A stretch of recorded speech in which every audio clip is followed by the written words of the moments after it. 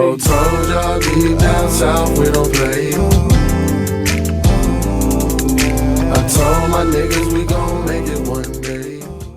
What's good, everybody? It's your boy right here, man, KangSteph, and welcome back to another KangSteph reaction video. Let's hear applause for the gang and the family one time.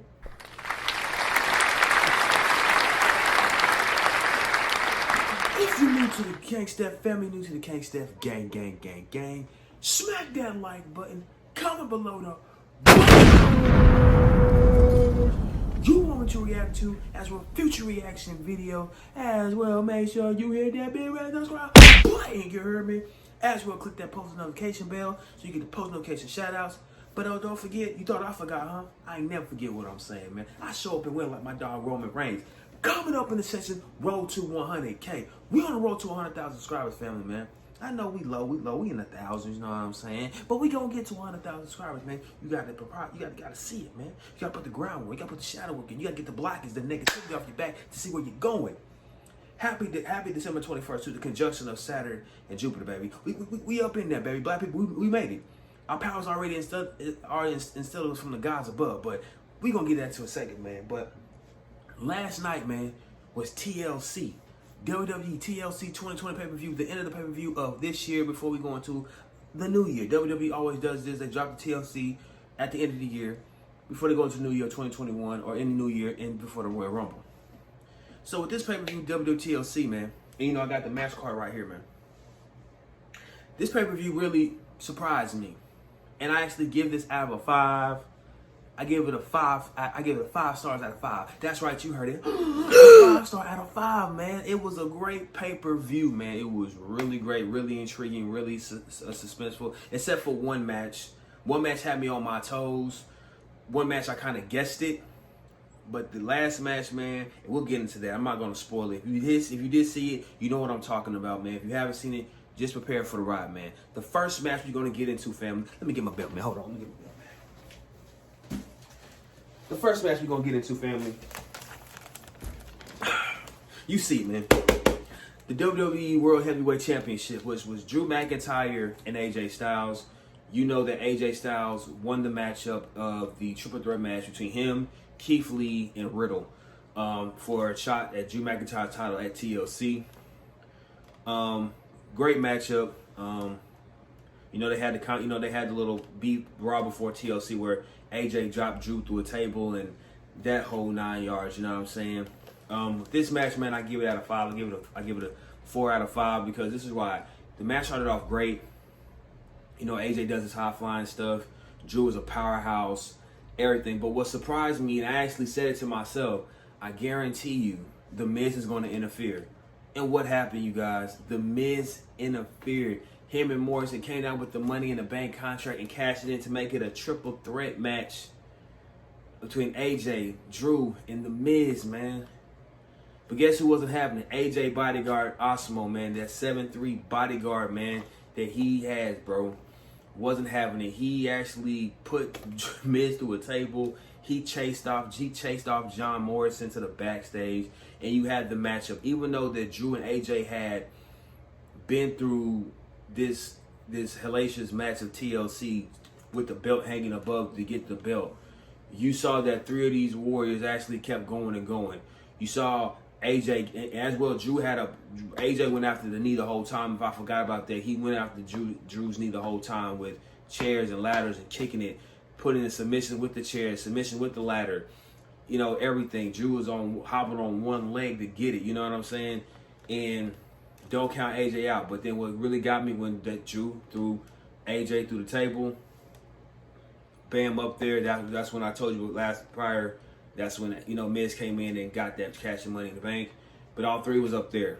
And when AJ was down, he didn't get back up. Next thing you know, Drew went down with the Miz.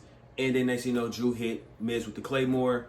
Drew went up to the belt, boom, boom, boom, grabbed it, and still your WWE World Heavyweight Champion, Drew freaking McIntyre, the Scottish Warrior.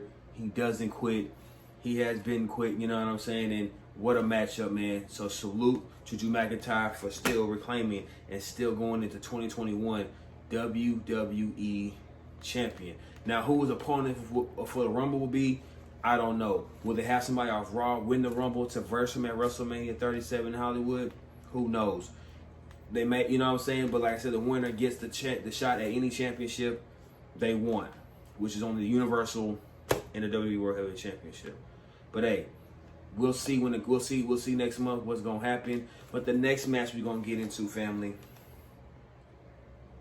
Sasha Banks versus Carmella for the Smackdown Women's Championship. Now, if you know about this beef, remember Carmella used to be in the WWE a long time ago. You know what I'm saying? And now she come back. Now she's beefing with the champ, the boss time, Sasha Banks. You saw how she was roasting Sasha. Carmella was roasting Sasha. Then she had the war of the words. You remember, she injured Sasha. She super kicked Sasha after a match when she snaps her finger. But then Sasha came at one of her little champagne, her champagne cut scenes on the show, and Sasha had the brass knuckles and did that and jumped, and beat up Carmella on that SmackDown episode. But then this past Friday before TLC, you saw that they had the SmackDown Women's Championship, but that's when Sasha got disqualified for going past the 4 count of the ref, and they went going. I guess Carmella's dude or her whatever his name is, bro, pulled her from the ring, and they said, Sasha jumped in, put him in the boss lock. Then Carmella jumped him, and then Carmella jumped her and bashed her with the champagne bottle in the back. Then it happened again.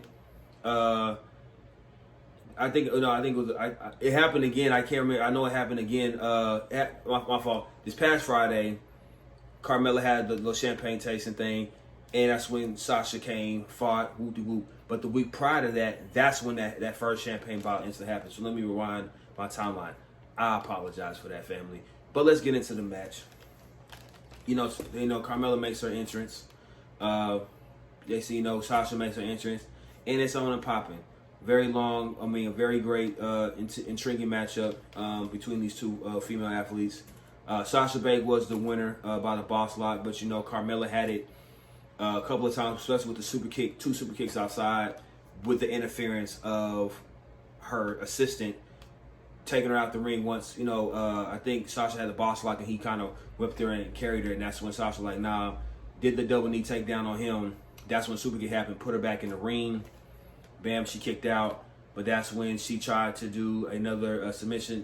She did 2 submissions on Sasha, but Sasha kind of rolled it up, and next thing you know, boom, Sasha got the boss lock, and she tapped out. And still your SmackDown Women's Champion, Sasha freaking Banks. Now the next matchup, family, is for the Raw Tag Team Championships. It's the Hurt Business. It's Shelton Benjamin. It's Cedric Alexander, accompanied by MVP, versus Kofi Kingston and Xavier, the Raw Tag Team Champions of the New Day.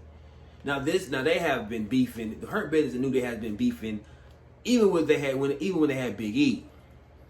Even when they had Big E, they've been beefing. You know what I'm saying? So it came to a head at TLC for the Raw Tag Team Championships.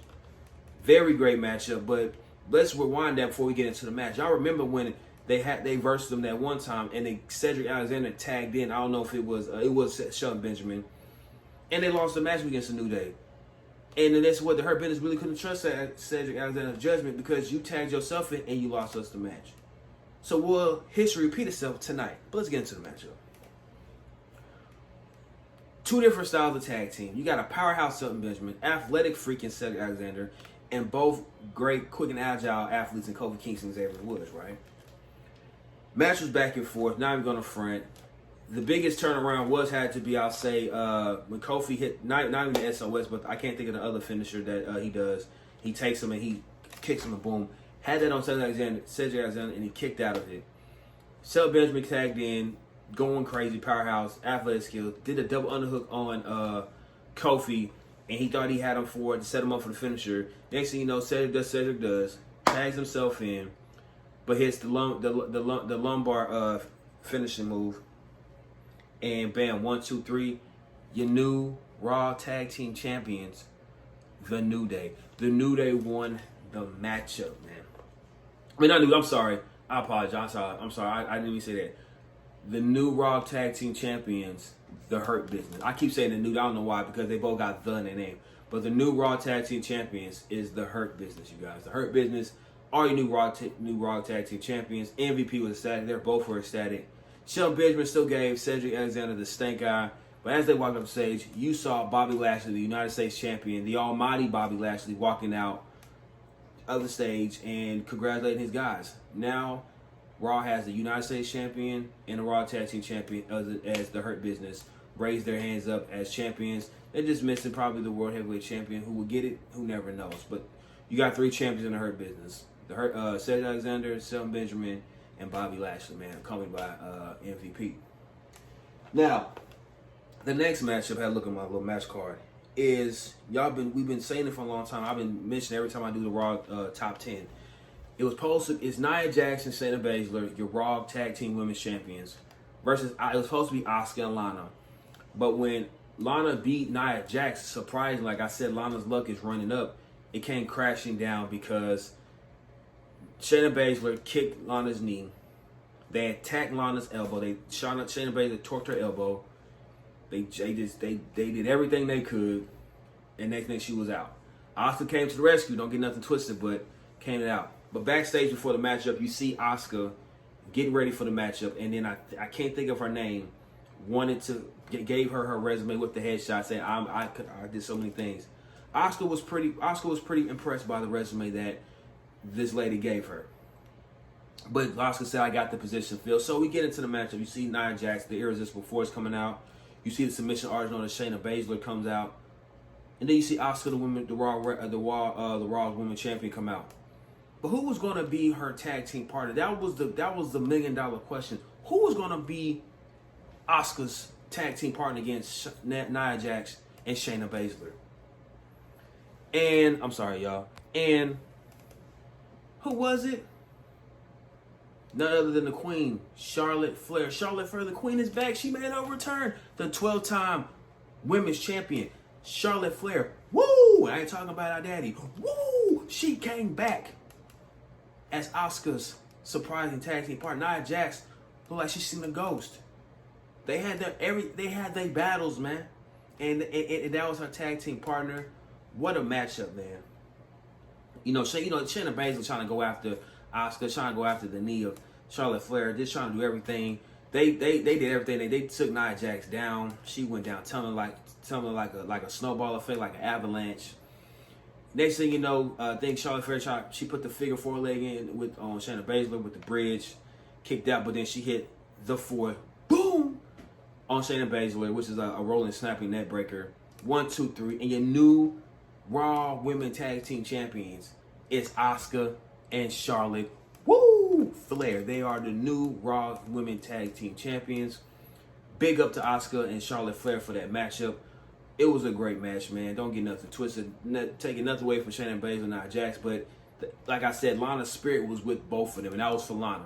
That victory with Asuka and Charlotte Flair, that was for Lana. You know what I'm saying? I think if Lana was healthy, I still would have picked Asuka and Lana to beat them as a spoiler. But hey, big ups to Asuka and Charlotte Flair. But now, we get into the matchup. Let me switch the belts. We get into the matchup that we came here to see. Now, not the real match I want to see, but this is one of the matches I didn't want to see. I know it's red, supposed to be blue, but we get into the match I want to see. The Tribal Chief, Roman Reigns. You know I got a shirt on, man. Show up and win. Y'all know what it is, man. Show up and win, man. The Tribal Chief, head of the table, Roman Reigns versus the Stunner Man, KO, Kevin Owens. You heard me? KO, the KO show. Kevin Owens, TLC match, Universal. Now, you know this been building up for a minute since that Smackdown matchup between KO and Jey Uso, where Roman said, make the family proud, finish Kevin Owens.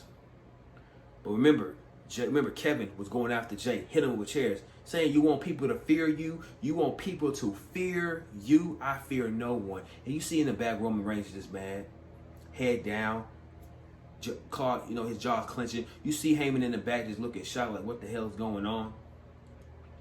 And then it just keep carrying. And then next thing you know, it carried the next week to SmackDown, where he comes out and he challenges. He wants you to put that belt on the line. and me and you sell it like men. Stop. He calls Roman Reigns, you use your family as pawns. But then it all came ahead right before TLC, where they jumped KO. Roman Reigns talked to KO's family saying, you will fear me, your family will fear me. KO's on a bum knee. Jey Uso attacked the bum knee. He put Jey Uso through a table, man. Roman comes out, you know what I'm saying? But then they had another clash at the end of the show. KO comes out hobbled with the chair, takes that on Jey Uso, comes in, about to stun Roman Reigns. Jey Uso super kicked him. They beat the brakes off him. You know, Roman spears him. They beat him with chairs. Next thing you know, they put him through a table by the splash as well as Samoan drop, and they extremely buried him with tables, ladders, and chairs.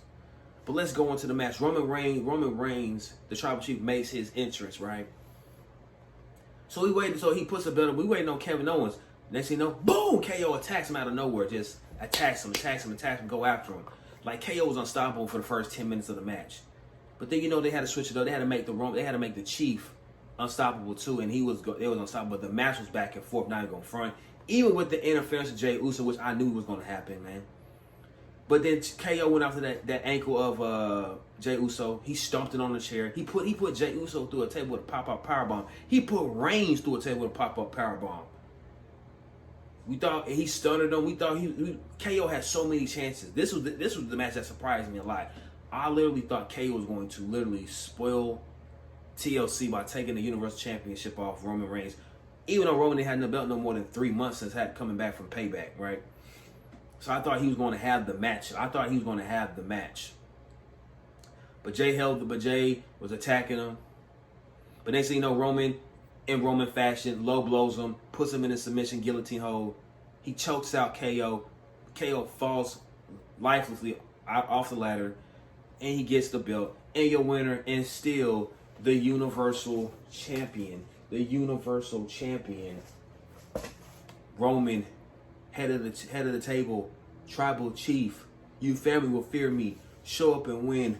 Wreck everybody else and leave. Reigns. Great matchup, man. That was a great matchup. I actually thought KO was gonna win, man. It was gonna shock the hell out of me if he did win. But now, who's gonna verse the Tribal Chief at Royal Rumble? People saying Daniel Bryan.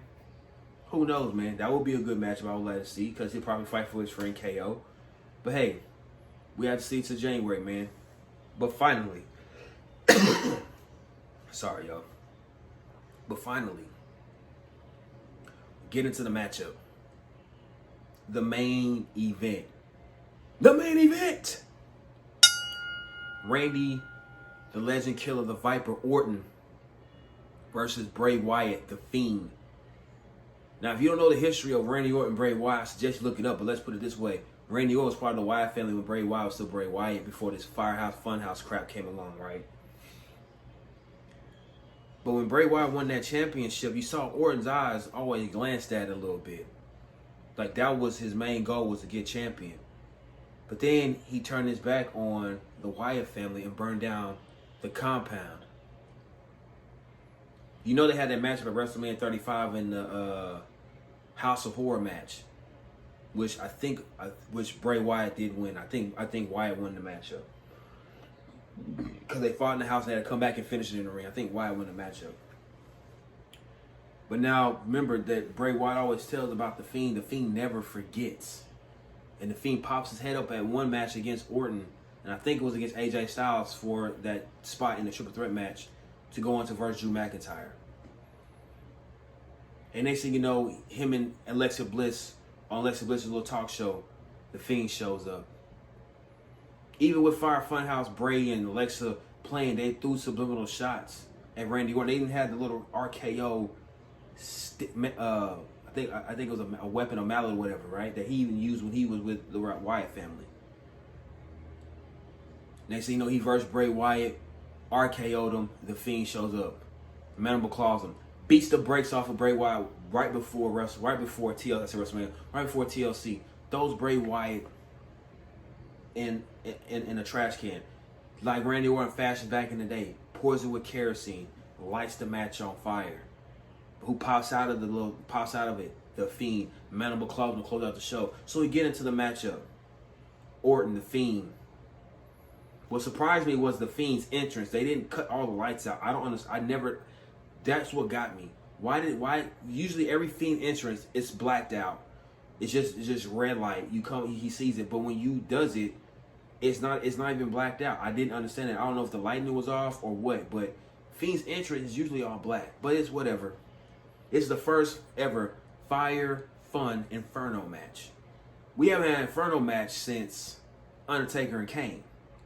But this is the first Firefly Fun Inferno match between Fiend and Wyatt. But Fiend makes his entrance. Orton makes his entrance, right? Now they kind of go at it. Now realize Bray didn't take off his jacket. Now I don't know if that was up for writing, creative writing purposes, design, whatever. But they go at it. But then I kind of glance. I pay attention to detail. Y'all see that Bray didn't have his contact in his eye, right? He had one in his right eye, but he didn't have the other in his eye.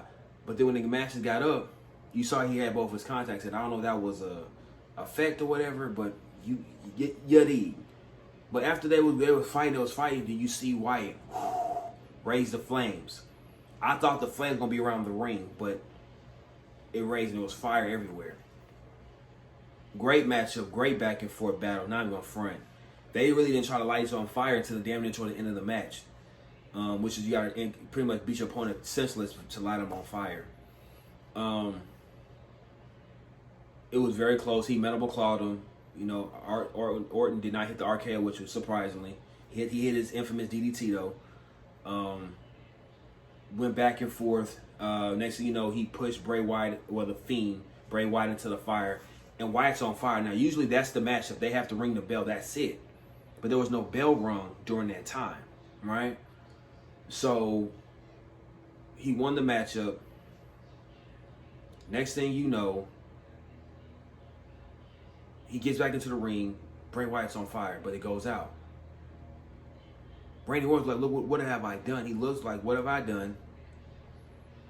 Next thing you know, he kicks him. He makes sure he's not moving. He pushes him over. Why? It doesn't stop there. Orton gets the can of kerosene, pours it all over his body. The Fiend gets a match.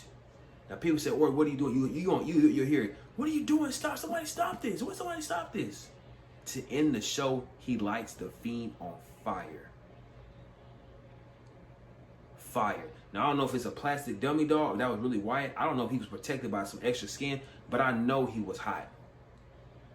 I know his skin was bubbling because I know your jacket's on fire, your dread's on fire. Next thing you know, he lights you on fire. The mask is on fire. I don't know if it's eating. And to end the show, boom, the Fiend's on fire. Your winner by that, Randy Orton. Will this carry into the Royal Rumble? I think so. Because you can't end an Inferno match with no bell ding-ding-dinging. Even though Orton won the match by setting the Fiend on fire. And you think the Fiend's not going to come back and want his revenge in some form or some fashion. But with this pay-per-view, man, pay-per-view was a great pay-per-view, man. Like I said, I give it a 5 out of 5 to end 2020 on the WWE pay-per-view note. Because past pay-per-view has been very disappointing. But TLC, man, I give you a 5 out of 5. Y'all doing great. I hope the Royal Rumble lives up to expectation. I'm just gonna watch I'm not gonna watch the Royal Rumble elimination match, but I will watch the championship match, the Universal World Heavyweight Champion, Women's Champion, Tag Team Champion, all that other nonsense. I will watch that, but I won't watch the elimination match because I ain't trying to sit there. I'll just look up the results once it goes off. But hey, if you like this video, family, make sure you smack that like button. Comment below, man, what you like about it. What was your favorite matchup of TLC? And what you expect for the future down the line of Royal Rumble? Who you expect to win the Royal Rumble? If I was a bet man, if I would have the Universal Championship, if I was Vince, to verse Roman, I'll leave that open. Don't know who would verse Roman. But to end Drew's run, I have Keith Lee do it. We done seen Drew versus Orton, AJ, damn near the whole roster. But if it's the case, either you bring back Lesnar or you have Keith Lee in the Royal Rumble and have him versus Drew at WrestleMania, which will be a good showcase. Now, if you have SmackDown, who going versus Roman? Who would you have one versus Roman, the Tribal Chief? We heard he's supposed to versus The Rock at WrestleMania. That's a no-go. But who would you want to win the Royal Rumble for SmackDown? I would say Big E. But hey, beggars can't be choosers, man. We all can wish what could happen and who can versus Roman Reigns at WrestleMania. But we're going to leave that open for debate, man. So comment below who you want to win the Royal Rumble. What was your favorite match at TLC? As well, who would you like to see in the Royal Rumble come back? Remember, last year, Edge came back, man. Surprised everybody, man. And that whole nature, dog. So who would you want to see surprisingly enter the Royal Rumble and actually do a good showcase of the Royal Rumble and almost get close to that main event WrestleMania spot? Without further ado, family, I'm your boy King Steph. You know what I'm saying? Let me get both of my belts, man. And this is the King Steph Reaction Show, man. King Steph Reaction channel, man. Make sure you like, make sure you comment, make sure you subscribe, and you share this video. Till next time, man, all praises to the Most High and our ancestors who created this content to get this out to you fast as possible. Until next time, the champ, the king, the God is here. I'm out. Peace. Told y'all deep down south we don't play.